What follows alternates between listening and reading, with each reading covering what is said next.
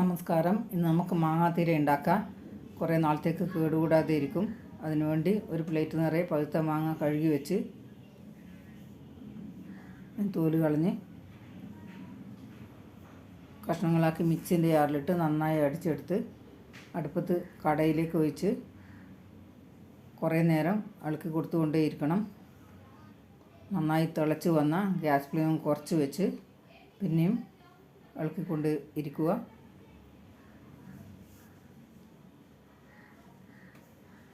ഇപ്പോൾ കുറുകി വന്ന്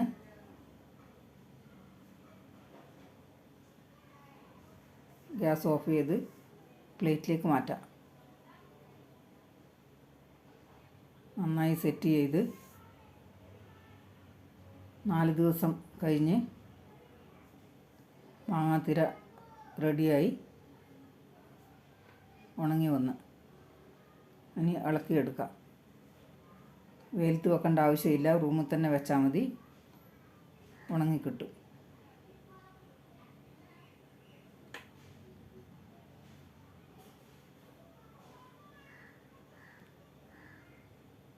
നല്ല സൂപ്പറായി കിട്ടിയിട്ടുണ്ട്. ഇത് കണ്ടില്ലേ?